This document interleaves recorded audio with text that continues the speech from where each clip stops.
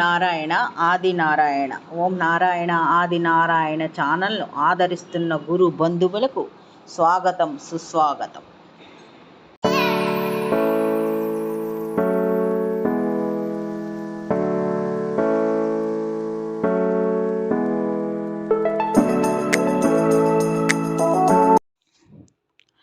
ఓం నారాయణ ఆది నారాయణ. ఓం శ్రీ భగవాన్ వెంకయ్య స్వామి నమః. ఆశ్రిత జనరక్షకుడు, దీనజన బాంధవుడు శ్రీ భగవాన్ వెంకయ్య స్వామి వారి పాద పద్మములకు నా ప్రణామములు.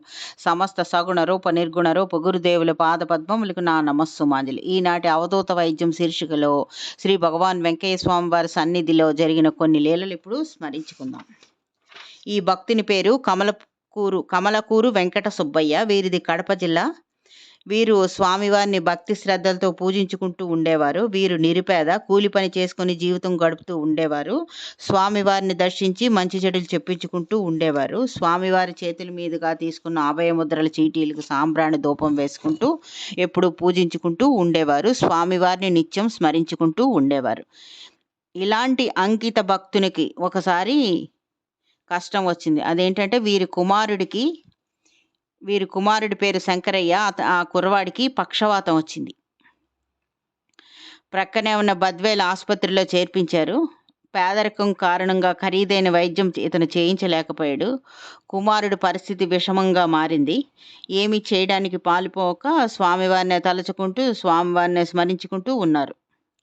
స్వామివారినే స్మరించుకుంటూ నిద్రపోయారు. అప్పుడు హాస్పిటల్లో ఉన్నారనమాట. వారి అబ్బాయిని హాస్పిటల్లో చేర్పించారు కదా, బద్వేల్ హాస్పిటల్లో. వీరు కూడా హాస్పిటల్లోనే ఉండి స్వామివారిని స్మరించుకుంటూ అబ్బాయి పరిస్థితి విషమంగా ఉందని స్మరిస్తూ నిద్రలోకి వెళ్ళిపోయారు. అప్పుడు అతనికి స్వప్నంలో స్వామివారి దర్శనమైంది. ఇలా అన్నారు స్వామి: అయ్యా, బాధపడకు, నీ కుమారుడికి 74 సంవత్సరముల ఆయుష్ ఉంది. ఇంగ్లీష్ వైద్యం వద్దు, నాటు మందులు వాడితే నయం అవుతుంది అని చెప్పారు. ఇంతలో వీరి అక్క వెంకట సుబ్బయ్య గారి అక్క నరసమ్మ వచ్చి ఇలా చెప్పిందనమాట. పిల్లాడి ప్రాణం పోయింది అని వచ్చి పిలిచింది. ఇతను నిద్రపోయి ఉన్న హాస్పిటల్లో నిద్రపోయాడు కదా, వచ్చి పిలిచింది అన్నమాట. అప్పుడు ఇతను అన్నాడు, స్వామివారి కల్లో కనిపించి పిల్లాడికి 74 సంవత్సరాల ఆయుష్ అని చెప్పారు.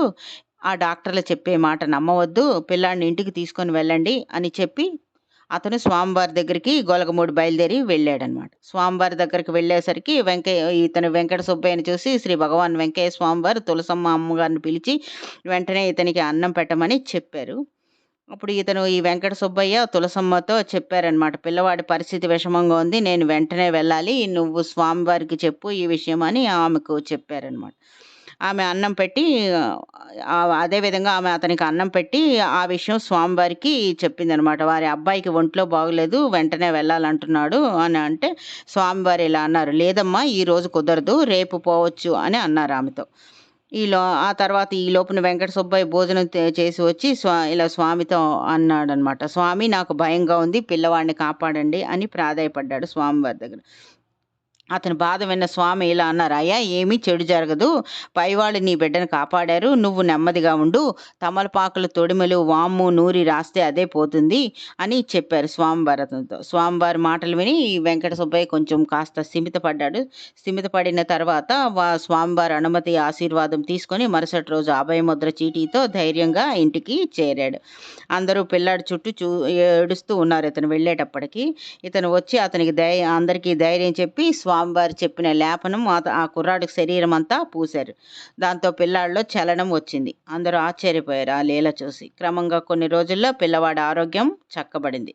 స్వామివారిని నమ్ముకోవటం వల్లే తన కుమారుడు బ్రతికాడు, నా కుమారునికి ప్రాణదాత అని అందరితో అతను విశ్వాసంతో భక్తితో చెప్తూ ఉండేవాడు.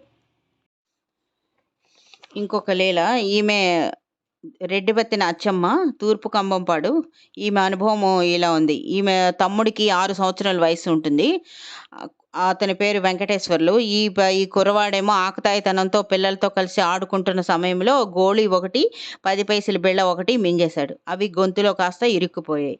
ఆ కుర్రాడు ఏమీ తినలేక బాధపడుతున్నాడు. నెల్లూరులో హాస్పిటల్స్ అన్నిట్లో చూపించారు. ఎవరు చూపించినా ఆపరేషన్ చేయాలి అని చెప్పారు. ఆ డాక్టర్లు చెప్పిన మాట విని ఆ తల్లిదండ్రులు తట్టుకోలేకపోయారు. తల్లడిల్లిపోయారు. వాళ్ళు కూలి పని చేసుకొని జీవించి సా జీవితం సాగిస్తున్న కుటుంబం వారిది. ఆ ఖర్చులు భరించలేరు కదా! ఇంకా ఆ సమయంలో ఏం చేయాలో వారికి తోచలేదు. వెంటనే ఈమె అచ్చమ్మ శ్రీ భగవాన్ వెంకయ్య స్వామి వారు మాత్రమే కుర్రాడిని బాగు చేయగలరు అని చెప్పి పిల్లవాడిని తీసుకొని స్వామివారి దగ్గర అప్పుడు దర్గా మెట్టల దగ్గర ఉన్నారు స్వామివారు. అక్కడికి స్వామివారి దగ్గరికి ఈ పిల్లవాడిని తీసుకొని ఈమె వెళ్ళింది. వెళ్ళి స్వామివారికి ప్రాధేయపడింది. స్వామి పిల్లవాడిని మీరే కాపాడాలని స్వామివారిని వేడుకుంది. స్వామివారి పిల్లవాడిని చూసి ఇలా అన్నారు, "ఏమి కాదులే అమ్మా" అని ఆమెకు అభయం ఇచ్చారు. ఆ తర్వాత స్వామివారు తన దగ్గర ఉన్న సేవకుడిని పిలిచి డబ్బులిచ్చి ఒక డజన్ అరటిపండ్లు తెప్పించారు. స్వయంగా పిల్లవాడికి ఆ స్వామివారే 3 అరటిపండ్లు తినిపించారు. తర్వాత ఇలా అన్నారు వారితో, "మీరు ఇక్కడే ఉంటే 2 రోజుల్లో పడిపోతాయని" వారికి చెప్పారు. తర్వాత స్వామివారు ఆ అబ్బాయిని దగ్గరకు తీసుకొని స్వామివారి స్వహస్తంతో గొంతు దగ్గర నిమిరి, "ఇంక పడిపోతాయి భయపడవద్దు మీరని" వారికి చెప్పారు. అదే విధంగా మరునాడు ఉదయం మల విసర్జనలో ఆ 2 పడిపోయాయి.